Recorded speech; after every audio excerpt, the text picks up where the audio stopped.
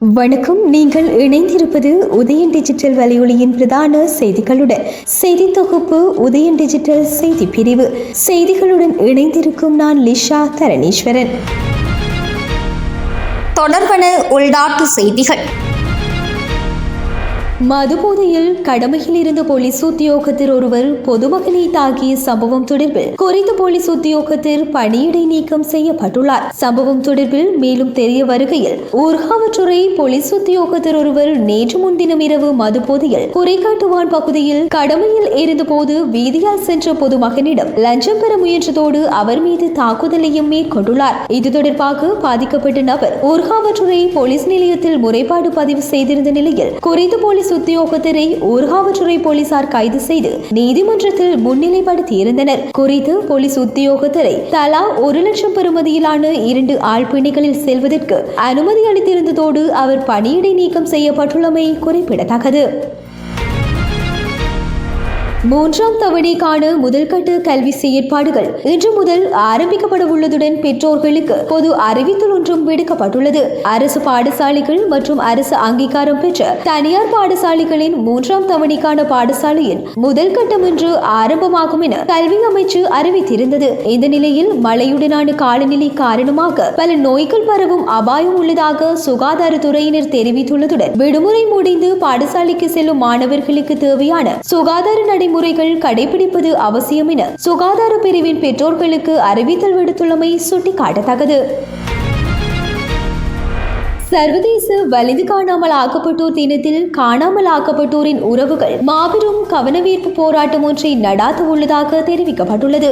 இப்போராட்டம் வலுப்பெற அனைவரும் அணிதிரண்டு ஆதரவு வழங்குமாறு முன்னாள் வடமாகாண சபை உறுப்பினர் துரைராசா ரவிகரன் குறிப்பிட்டுள்ளார். நேற்று ஊடகங்களுக்கு அனுப்பி வைத்துள்ள அறிக்கையிலேயே இவ்வாறு குறிப்பிட்டுள்ளார். சர்வதேச வலிந்து காணாமல் ஆக்கப்பட்டோர் தினம் எதிர்வரும் 30ஆம் தேதி அனுஷ்டிக்கப்படுகின்றது. வேதனைகளுடன் துன்பங்களுடன் பல ஆண்டு தங்களுடைய உறவுகளை தேடிக்கொண்டு இருக்கின்றார்கள். இலங்கையை பொறுத்தவரையில் காணாமல் ஆக்கப்பட்டோர் என்ற சொற்பதம் உருவாக்க காரணமானவர்கள் தங்களுடைய துரோகத்தின் வெளிப்பாடாக தமிழ் மக்களை வேதனைப்படுத்திக் கொண்டே இருக்கின்றார்கள். சுமார் 15 ஆண்டு காலமாக இன்னும் இதற்கு ஒரு தீர்வு இல்லை. இறுதிப் போரின் போது ஒப்படைக்கப்பட்டவர்களை காணாது படும் வேதனையில் ஏக்கத்துடன் இருக்கும் பெற்றோர்களில் சிலர் இறந்தும் விட்டார்கள். அது கொடுமை. இந்த நிலையில் சர்வதேச காணாமல் ஆக்கப்பட்டோர் தினமான எதிர்வரும் 30ஆம் தேதி வடக்கு கிழக்கில் காணாமல் ஆக்கப்பட்டோரின் உறவுகள் வடக்கில் யாழ்ப்பாணத்திலும் கிழக்கில் திருகோணமலையிலும் காலை 10 மணியளவில் மாபெரும் கவனவீர்ப்பு போராட்டம் ஒன்றை நடாத்த உள்ளார்கள். இந்த போராட்டம் வலுப்பெற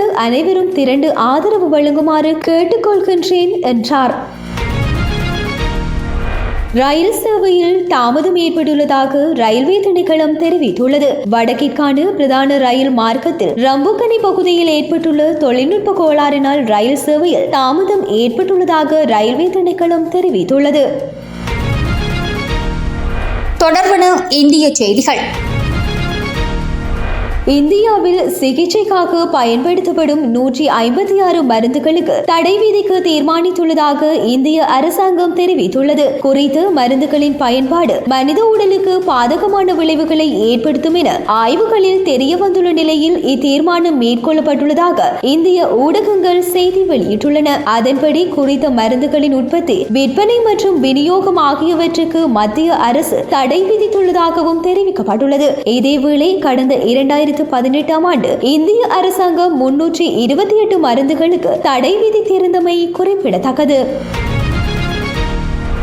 இந்திய வங்கதேச எல்லையின் சில பகுதிகளில் இந்திய எல்லை பாதுகாப்பு படையினர் வேலி அமைக்கும் பணியில் ஈடுபட்டு வருகின்ற நிலையில் கடந்த வியாழக்கிழமை வேலி அமைப்பதற்கு வங்கதேச எல்லை பாதுகாப்பு படையினர் எதிர்ப்பு தெரிவித்து தடுத்தமையால் இருதரப்புக்கும் இடையே மோதல் இடம்பெற்றுள்ளது.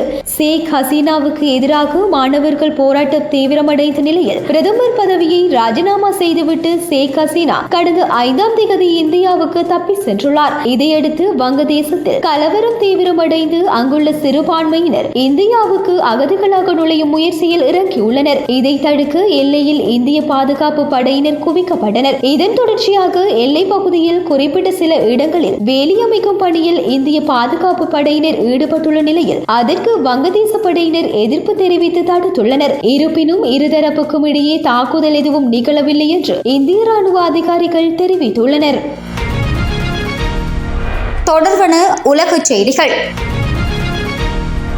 பாகிஸ்தானில் நேற்று இடம்பெற்ற பயங்கர குண்டுவெடிப்பில் 2 குழந்தைகள் உள்பட 4 பேர் இறந்துள்ளதாக தகவல்கள் வெளியாகியுள்ளன. பாகிஸ்தானின் தென்மேற்கு பகுதியில் பலுசிஸ்தான் மாகாணத்தை தனிநாடாக அறிவிக்க கோரி ஆயுதம் தாங்கிய தடை செய்யப்பட்ட தெஹ்ரிக்-இ-தாலிபான் பாகிஸ்தான் என்ற அமைப்பு போராடி வருவதோடு காவல்துறையினர் மற்றும் பாதுகாப்பு படையினரின் நிலைகளை குறிவைத்து தொடர் தாக்குதல்கள் நடத்தப்பட்டு வருகின்றன. இந்த நிலையில் பலுசிஸ்தானின் பிசின் மாவட்டம் சுர்காப் சவுக் அருகே உள்ள முக்கிய சந்தை பகுதி நேற்று சக்தி வாய்ந்த குண்டுவெடிப்பு சம்பவத்தில் 2 குழந்தைகள், ஒரு பெண் உள்பட 4 பேர் சம்பவ இடத்திலேயே உயிரிழந்துள்ளதோடு 14 பேர் படுகாயமடைந்த நிலையில் உடனடியாக மீட்கப்பட்டு மருத்துவமனைகளுக்கு அனுப்பி வைக்கப்பட்டுள்ளனர். மேலும் 5 பேரின் உடல்நிலை கவலைக்கிடமாக இருப்பதாக தகவல் வெளியாகியுள்ளது. இச்சம்பவம் தொடர்பாக போலீசார் விசாரணை நடத்தி வருகின்றனர். தடை செய்யப்பட்டு தெஹ்ரிக்-இ-தாலிபான் பாகிஸ்தான் என்ற அமைப்பு கடந்த 2022ஆம் ஆண்டு அந்நாட்டு அரசுடனான போர் நிறுத்த ஒப்பந்தத்தை முறித்துக் கொண்டிருந்தமை சுட்டிக்காட்டத்தக்கது.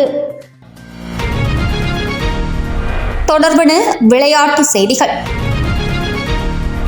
10 அணிகள் இடையிலான 9வது ICC மகளிர் T20 உலகக்கிண்ண தொடர் துபாய் மற்றும் சார்ஜாவில் எதிர்வரும் 3ஆம் தேதி முதல் 20ஆம் தேதி வரை நடைபெறவுள்ளது. வங்களாதேசத்தில் ஏற்பட்ட அசாதாரண சூழ்நிலை காரணமாக இந்த தொடர் தற்போது UAEயில் நடைபெறவுள்ள நிலையில் இந்த தொடருக்கான ஆஸ்திரேலிய அணி இன்று அறிவிக்கப்பட்டுள்ளது. இதன்படி அலிசா ஹீலி தலைமையிலான இந்த அணியில் Darcie Brown, Ash Gardner, Kim Garth, Grace Harris, Alana King, Phoebe Litchfield, Tahlia McGrath, Sophie Molineux, Beth Mooney, Ellyse Perry, Megan Schutt, Annabel Sutherland, Tayla Vlaeminck மற்றும் ஜார்ஜியா வேர்ஹேம் இடம் பிடித்துள்ளமை குறிப்பிடத்தக்கது.